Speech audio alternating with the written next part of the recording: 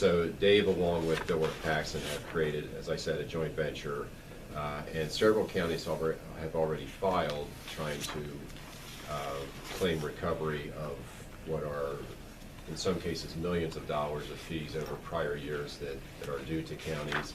I was just introduced. I'm Dave Eckhart with a company called Phone Recovery Services as a partnership that I'm involved with. And we were just getting started. Okay, So good. I got a phone call from a very close friend of mine who used to be chief of staff to the governor of Georgia when Roy Barnes was governor down there. And he called me up and said, Dave, I think there's this opportunity that I'm aware of through a gentleman by the name of Roger Schneider. And Roger Schneider is a computer scientist. He actually ran 3 Democratic presidential conventions back in the late 90s, I guess, and mid 90s. He was in the Clinton White House for a little while, where he was working on their computer, analyses there. And then he ended up going back to Huntsville, Alabama, where he was promptly put on the 911 board.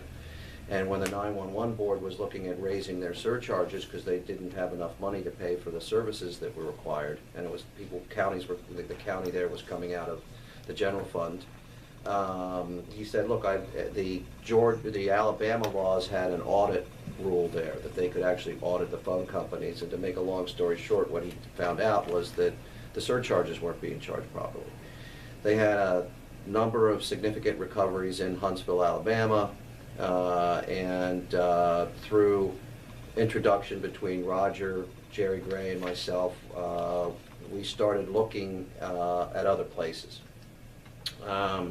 And just because I wanted to make sure I wasn't, barking up the wrong tree, I got some of the people like Dilworth Paxson, for instance, to go get their phone bill, which happens to be, if you look at this page here that I provided, the Dilworth Paxson phone bill happens to be the one at the top, where they have 250 active phone lines and they're paying $10 a month in surcharges. And now this is the phone bill from probably a year and a half ago, so what they're paying this month, I don't know. And there's been a new act passed in Pennsylvania, which is a whole nother topic. But in the meantime, we started getting other phone bills, and some of these are here that you can see that we got, and these were mostly in Delaware County, because the first person kind of out of the box with this was Delaware County, and this is the data that we've gotten as we've gotten into the depth of the situation in Delaware County. In any event, we started to put together an effort to look at where this might be, a problem, and we found out that it's a problem pretty much all over the country. We now have municipalities that we're working with in 20 states. I think at this point it is 15, might be 16 now, counties signed up. We have filed complaints in 10 of those. And for instance, Westmoreland County will be filing their complaint this Friday. We have the counties that have signed up are Bucks County, Delaware County, Chester, Lancaster,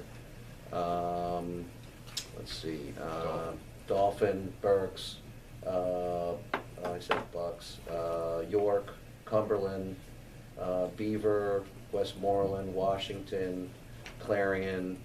I'm probably missing a couple, but there's a bunch. Larger corporate clients of the phone carriers where they have not been charging and remitting the proper amounts to the applicable municipality, which, the businesses don't know that they're not getting charged properly. It happens to be that, they get their bill, they pay it, and it's really a problem that the carriers have created by not properly counting the phone lines and billing them properly. Delaware County filed their complaint back in, I believe it was April of last year. The judge has been named. The phone companies have tried, 3 different times to get it dismissed. We have won the day with the judge in all those cases, and we're now about to go to discovery with the phone companies in Delaware County. Although we just got another, they're trying again to try and get it dismissed, but we think that of your county, The rough estimates that Roger Snyder and his team have come up with in terms of the shortfall here, it looks like it's somewhere around 800,000 or 900,000 from our first look at it. The plan is to file writs for the people that come in, and that stops the tolling of the statute of limitations. Difficult to have a look back on what should have been paid to the county after August 1 of last year. So in the look back, it would start from August 1st of last year and go backwards, okay? What we're told is that we could go back as far as 6 years from there, maybe 2 or 3. It kind of depends on what legal arguments that the court will accept. Honestly, probably now for the county, you're probably looking at going back somewhere between 1.5 and 5.5 years, because phone recovery services will work on a contingency basis. And what we've been getting from the other counties is 40% of what's recovered through the efforts. There's a lot of work, both in terms of data we have to buy, the research we need to do, the filing of the lawsuits, expert witnesses and all that, which we will pay. It's supposed to self-fund the 911 system, and it's not. So effectively what's going on is you're pulling from your general fund to pay for your system. Now, I've been meeting with the CCAP folks, about working through them to get out to the other counties that we haven't worked with. And we've met with the PEMA people too, and it is really damages against the phone company for failure to do what they are fiduciary responsible for under the Act. So we're going after the phone companies. There is a very slight chance that they could, and we can't control this, that they might get a judge to agree to let them go back to the businesses and charge for this. We don't think that's likely, particularly since they run the risk of losing those clients. Because if somebody showed up on my doorstep and said, okay, you owe me for the last 5 years of surcharges that we forgot to bill you properly for, I'm going to say, okay, well, I'm going to leave Verizon and go to AT&T. Screw you. Right. I think the issue as a commissioner is there probably will be a consolidation at some point. The class action suit had to do with the difficulties of phone recovery service and Dilworth working together under a class action type scenario. And it just didn't work well. It gets kind of technical and legal, and frankly, I don't know how better to answer the question. But there is another benefit to having these cases going on in your Court of Common Pleas, is that the judges from Lebanon County will be the judges that are involved in the case. That it won't be a judge in Harrisburg that's doing, your case and 20 others. So there was some benefit we felt in having these cases going on independent of a class. My next question is, you said that you are aware of and possibly involved in, I'm not sure about that part, but in 20 states around the country, Yeah. What is the success rate of awards being given to counties and other entities? Well, this is a process that really only started, a 1.5 years ago.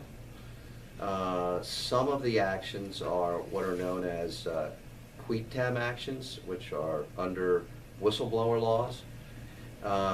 And some states have whistleblower laws. So we, in 12 states, we filed under that state's Whistleblower Act, which is a quitem action. Those particular cases are under seal, so I can't even really talk about them. What I'll tell you is they drag on and on, because the state AG's office has to get involved and do an independent investigation, and they won't even tell us what they're doing. So, but in some cases they are telling us what they're doing, and what they're finding is exactly what we told them they'd be finding, which is very pleasing to us. When these things will start to come out from under seal, I don't really know. The one that has here in Pennsylvania is Allegheny County.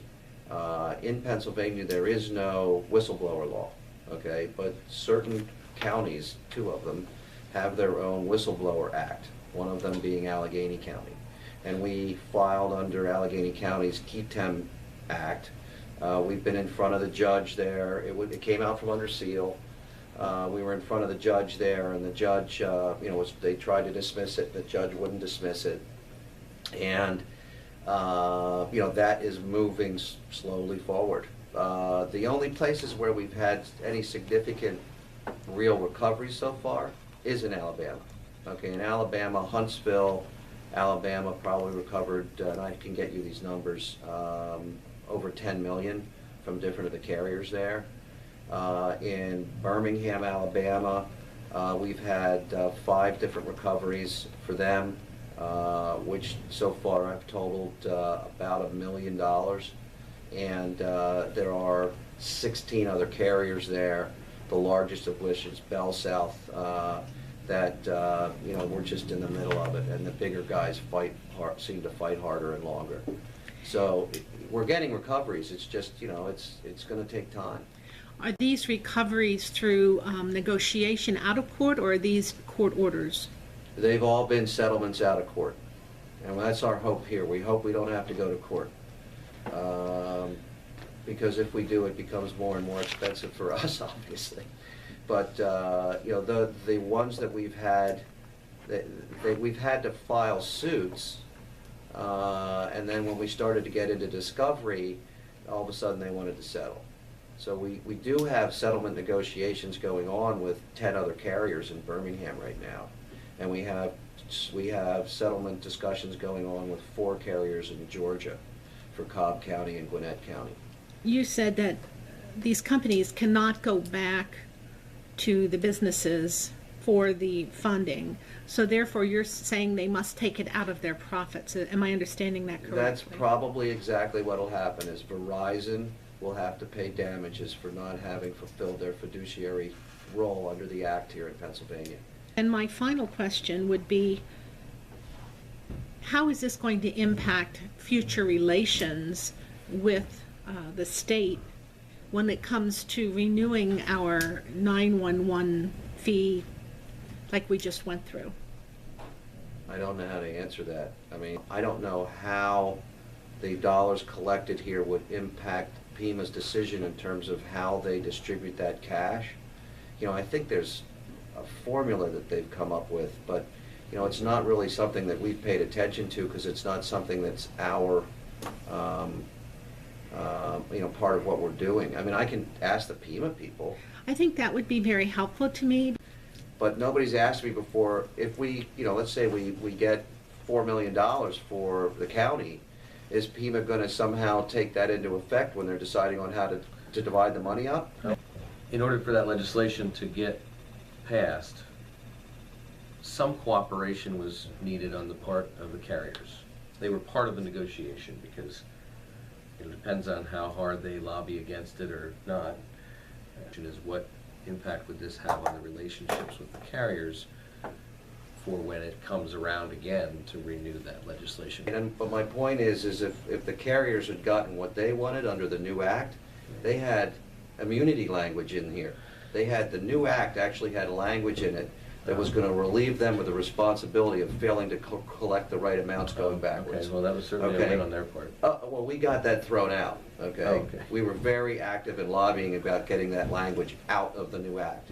But at one point, the carriers, who were very involved in trying to get a legislation passed that was to their benefit as much as anybody. So, I'd be cautious about how much you let the carriers get involved in the discussions on whatever new act might come up. But we don't.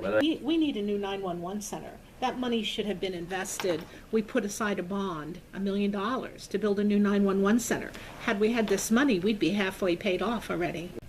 Any other downsides that you've heard from any other counties that would make them Yeah, the reluctant one that to- we've heard is, county basically said, look, we're not real big on suing people, and litigation is always fraught with issues, and is there some way we can maybe try and recover these dollars without suing all the phone companies? And we said, well, yeah, we can send letters to them and ask them to send us the accurate line counts so that we can determine, effectively let us do an audit And if they'll open up their books to us, then, you know, we won't sue them. So Berks County, I'm sorry, sent out letters to all the carriers, which was, I don't know, like 24 different carriers.